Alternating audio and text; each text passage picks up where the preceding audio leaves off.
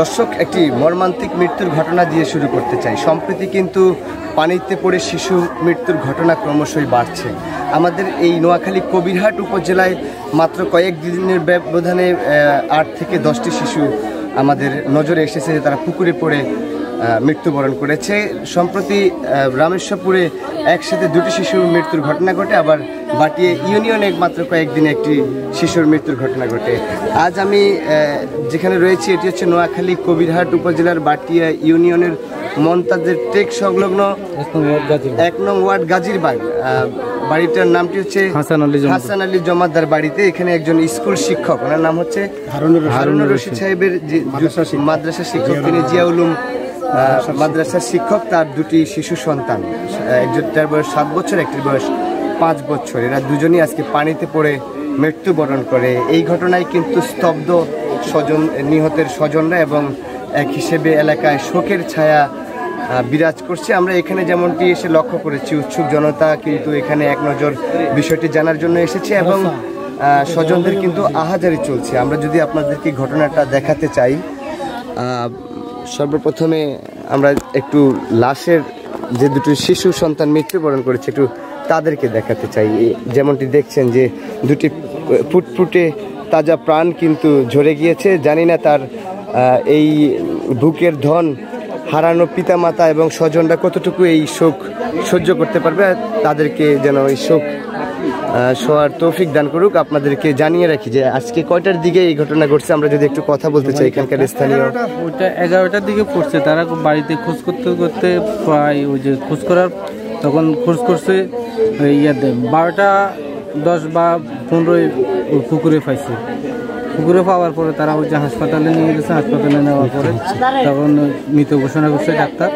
তখন তাদেরকে আমরা একটু কথা বলতে চাই যে জিয়া উলুম মাদ্রাসার কর্ণধার যিনি, আবার 7 নং ওয়ার্ডের যিনি মেম্বার নাইম হুজুর, আমরা একটু আপনার কাছ থেকে জানতে চাই যে আপনার তো এই ভদ্রলোক তো আপনার ওইখানে চাকরি করতেন, যার সন্তান মারা গিয়েছে, আপনি একটু যদি আসলে পৃথিবীতে সবচাইতে একটা নিশ্চিত জিনিস হচ্ছে মৃত্যু। কুল্লু নাফসিন যায়িকাতুল মাউত আইনামা তাকুন ইদরিকুল মাউত ফি বুরুজিম মুশাইয়াদাই জারহুম।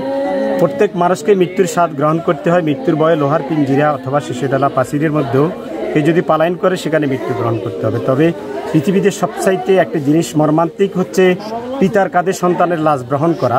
তো আসলে 2টি শিশু 5 বছর, একজন 7 বছরের, আসলে 2টি শিশু একসাথে পানিতে পড়ে মর্মান্তিকভাবে মৃত্যুবরণ করা, এটি দুনিয়ার রুচুম অনুযায়ী আসলে মেনে নেওয়া অত্যন্ত কষ্টকর।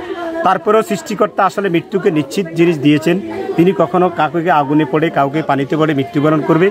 আমি আশা করি দেখতেছি যে আমি সাথে সাথে শোনার পরে উনি আমার মাদ্রাসার শিক্ষক, যখন উনি আমাকে কল করেছেন, আমি তাৎক্ষণিকভাবে আমার মাদ্রাসার শিক্ষক, শুভাকাঙ্ক্ষী, পরিচালনা পর্ষদ সকলকে জানিয়ে এই শোকসন্তপ্ত পরিবারের প্রতি সমবেদনা জানানোর জন্য তাৎক্ষণিকভাবে চলে আসছি।